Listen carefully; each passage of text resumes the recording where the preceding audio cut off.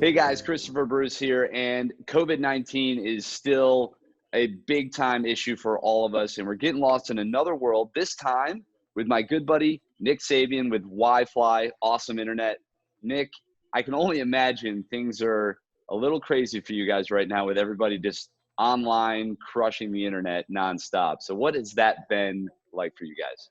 Well, yeah, that's saying it lightly. So our bandwidth, our usage increased 3 times in overnight, and everyone took a bit of time to get used to working from home, getting their VPN set up, getting their home offices set up. So there was a lot of inbound calls all at once. Like all of our customers were home using the internet. Kids were online, parents were online. So yeah, it was pretty intense there for at least a good 2 weeks before we got everybody set up. But things have calmed down. The internet's staying solid. No matter if you're a small company like us or one of the larger guys, you're not building these networks to have everybody online at the same time. But we've done a great job. Our network team has done a great job to get us to a spot where we're actually doing what we need to do to get everybody up online and getting the bandwidth they need and really be able to get their stuff done. So. Yeah, and you guys, I mean, not only are you getting your current customers online, but you guys have really been working hard to support the community. Saw a lot of efforts that, when we were helping put out some messaging for the Connect Kids Now campaign, which, people can find at connectkidsnow.org, which is getting internet and computers in the hands of those that can't do it for themselves. So if people think, oh, well, now I have to work from home or I have to do my schoolwork from home, that's fine. Just get online and keep going. But that's not necessarily the case for everybody, because if you don't have a computer or if you don't have internet, that's not possible, right? So talk a little bit about what that issue is, because that digital divide is a real thing, and how you guys are doing your part to fix it. Yeah, so I mean, it started much earlier than this crisis, right? I mean, it was from that first story, talking to our one of our founders, a good friend of mine, Mark Thompson. He's telling me how there's kids sitting outside, and it's heartbreaking. Kids sitting outside of their parents' cars outside of a Starbucks doing their homework, after the parents get off of work. And that's the day and age we are now. I mean, we should make sure everybody has food and is able to do their homework online. I mean, because otherwise we're just perpetuating the problem, right? So it's been a goal of ours, one of our most important goals, is to get that done, get these kids that internet. And it's, believe it or not, I make the bad joke all the time that it's hard to give away free internet, just because of all the regulations, all the different things that are in the way, and obviously money, right? So we've done our best to help those when we can, and even when this situation was happening, it was one of the good things that come out of a crisis like this is watching all the businesses come together. Like, you were calling me up. I had Mark Cubis from Nerd It Now. Mark was, our co-founder, was talking to the state, and the city was reaching out to us. So everybody, all had the same idea at the same time, which was a really good feeling. And we all just kind of came together and had an opportunity to have this hyper-focused view on the issue and trying to solve that. And what I'm also hearing now in the evolution of that conversation is, how do we solve this moving forward and ongoing, right? Not just for the next couple of months, because you want to be able to create jobs, you want people to have job training, you want to be able to make sure those kids are getting their education, whether they're home or whether they're not able to come to school for whatever reason, we can make sure that they're getting help. So yeah, I mean, because the digital divide is a thing that's been very present, in this country and other parts of the world prior to COVID-19. It's going to be a thing beyond it. And the collaborative effort that's really spawned from this immediate need, because it all happened at once and really shined a light on an issue that was already there, has been cool to see. And personally, it was really rewarding to try to do what we could, at least to help push that forward.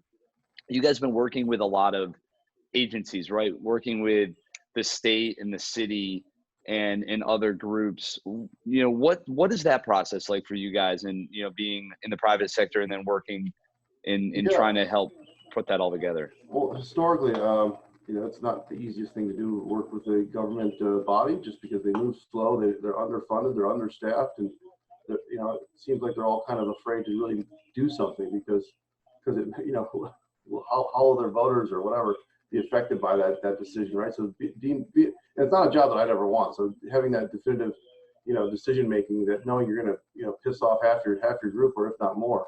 Yeah, that's not fun. What's best. That's not fun, right? So I Yeah.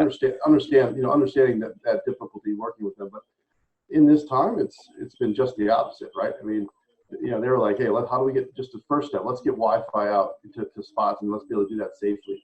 And they were able to work with us. And, we came up with half, they came up with half, and we just started installing. We had those up, I think, within a week. Our Kevin on our team and his guys, installers, those field technicians, they were out there cranking, and they got it up faster than I've ever seen them deploy a large deployment like that. So proud of those guys. And the state, they're working on getting their access to their funds, but it seems like it's happening a lot faster from a financial standpoint on the local level. So we just had a great call with Matt Meyer's office, and working with the schools directly to be able to identify those students, because part of it is, I mean, how do you know who needs it? How do you get them to them? How do you qualify them and make sure that nobody's taking advantage of it? And then on top of that, how do you track those funds to make sure that they're being deployed properly? So I think the biggest mistake we always have not we as the community, how do you know that those funds are being deployed properly, right? So part of what we're doing is creating those mechanisms to be able to make sure that just the kids are getting online, those devices that need to be, make sure they're only able to go to those educational sites, those things that were promote, and not just the school stuff, but other educational destinations online that can help them. So yeah, there's a lot of little things that kind of pop up as you go, and you don't, as you figure it out, you're like, okay, wait, no, we have to do this, we have to do that. And, that's kind of the part of the problem solving, mechanism that's always going to come into play here. And the thing that you said that I thought was really cool is that, typically things move really slow, but in a crisis, it's amazing what's possible. And I think it proves that it is possible to make these decisions and to push things forward and to get things done. And I just, sometimes you wish that could carry through beyond moments like this, and we could be this efficient all the time. Yeah, and I think it's important to note that it also has a lot to do with the people involved, right? Yeah, it's still government, but at the same time, we were very fortunate, and I think everybody sees a lot of the crazy stuff that's posted on all the different news sites about this potential scandal or that, but knowing these people, the mayor, himself, the governor, the senators we have, and these people actually really care. I mean, they're good people who care about the people that live in Wilmington, in the state of Delaware. And I think that's more evident than ever when you look at how they've reacted and how they're stepping up now in a moment like this. I mean, we always talk about local human customer service. I mean, and that's what I'm getting from them. I mean, those guys are being humans. They're not being, their title, so. Right. They're not giving you the usual kind of just link response. Like, here you go. This is what we say now. Yeah. It's no, okay, listen, talk to me. Let me know what we can do. And what is the problem? What do you need? And then we've, as a group, have come together with actual solutions, which is always nice to see, when it comes to things. So what does the future look like? Because obviously, you guys were doing your thing and working hard every day, putting in the good work in the fight in terms of getting internet into the community and helping service your clients. And now in this crisis, having to not only do that, but shift to this relief effort. When this does finally settle down, because at some point it will, what does that look like? What's the future and the new normal, so to speak, when it comes to your world related to COVID? Well, I mean, from our perspective, we have a few folks working from home, but most of us, I mean, I'm at home now working for most of the day at home, but we have we have all the installers are coming into work. We're an essential business. So we're still having to install internet, and we're doing some of the kids that need it during the week, as well as some regular customers that part of the model to begin with. So we slowed down some of the outbound marketing stuff just because we wanted to focus those efforts on using those funds towards the kids. So why we're waiting for help on funds. So we are a self-funded company. We do have quite decent amount of customer base, but we're still always putting money back in to help grow the network and gain coverage area and strengthen the network. Because every time a new customer comes on, you got to prepare for that. You got to prepare for the next 10 customers coming online. So it's not just build it and then it sits.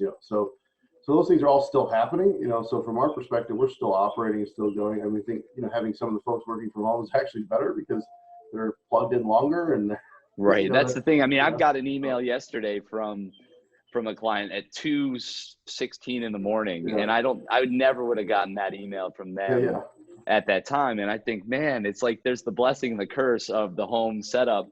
It's like, people do need breaks now and again, and it is always about finding that balance. I do think, though, a lot of companies and a lot of people are going to look at this and think there is something to be said for this remote working more so than was before. I think it's pushed a lot of people into that scenario, and it's been more efficient and maybe more productive than they imagined. And I could see a huge shift in that. Yeah, I think the face-to-face is always important, right? As coming from the sales side, and it's seeing that person's face, those emotions, those reactions, in text or in just things get lost, emotions get lost. The point of delivery gets a little lost. But that being said, there's always a lot of wasted meetings. I have to go and get off my desk, walk over there, listen to your jazz. I could have just been really just in an email, right? So this is the way you kind of like solve both those problems, right? I'm still seeing, I can talk to you for 2 seconds and then jump off and do whatever else I got to do. Mark is in the office every day, and I'm here, so I'm also helping teach my son who's sitting next to me, his kindergarten work, which is, God bless those teachers, it's not easy. It's not fun. You're like, Nick, I don't know. Could you, the real question is, could you pass kindergarten right now on your own? Just getting to work, though, would be the toughest thing for me. Like, there's so much of it. But that being said, Mark and I have the video chats up all day long. So even if we're not even talking about anything, but it's like we're all, kind of still being able to collaborate without, I can't roll over to his desk right now, right? But I want to be able to say, hey, you guys see this? Or if I'm on a call, you can kind of help out with, with the customer or whatever. So that dynamic, I think, it should change a bit, right? And one thing I think we should carry over, the handshake, I think is a big important thing when you're meeting somebody. But I think we should think a bit more about as sex, right? You should be a little bit more selective whose hands you shake. Well, there you go. It's where have your hands been? Is really the question, right? So, but I mean, I think a lot of that's going to kind of carry over for sure. I think people are going to be way more diligent when it comes to things like washing your hands, thinking about cleanliness and sanitizing your stations and your areas and your homes, all that kind of stuff. And essentially just not taking unnecessary risks when it comes to your health. That isn't necessarily a bad thing moving forward. So, maybe that there is some positive. You got to try to take the positive pieces from anything, right? I think it's important to do that.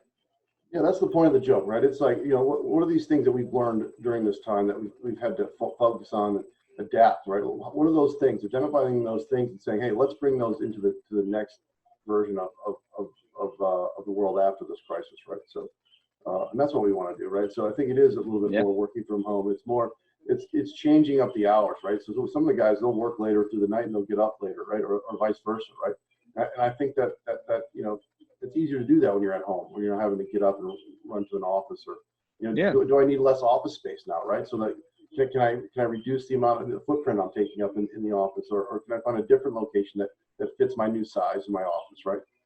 I think that will definitely change, businesses, for the better if they can make it through this time. So.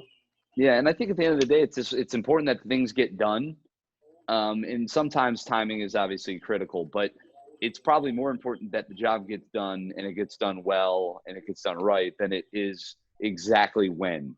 So you guys, it's like if the internet's out, that needs to get fixed now. But overall, I think that's the most important thing. And if we can be effective, and whether we're remote or in a group office environment, depending on the nature of your work, it's gonna, it can kind of go either way. So Nick, keep putting in that good work out there. Keep helping people stay connected. That's an important thing, especially now more than ever when we don't have that human interaction the way that I think we all crave. We can still get that through these video chats. It's awesome to see grandma and grandpa getting on technology, video chatting everybody, and that's been kind of a cool thing to see. People adopting technology that may not have done it ever before and are now becoming comfortable and realizing this is a cool way to stay connected. So Nick, I appreciate you coming on for a COVID conversation. Obviously we'll be talking about some great things that, that we're all working on, but guys, stay healthy, Stay awesome. Stay connected. Nick, any final words for the people? Well, you know, there's always awesome internet out there if you're in Wilmington. And Chris, please keep telling our story, and everybody watching, do what you can. Share this video. You know, like your favorite businesses, like share their content. You know, help them. If you can't help them by buying from them or working with them, you know, help them by just sharing their story. Absolutely. No, that's great. And just to remind you guys, WhyFly Awesome Internet's also gluten-free. It is the safest and the most human internet that you can find here in Wilmington. And good luck expanding into other markets. I know you guys are working hard to make that happen. And those neighborhoods and those communities will be lucky to have you. So, guys, we'll see you next time. Again, my name is Chris with King Creative, and this has been a COVID Conversation.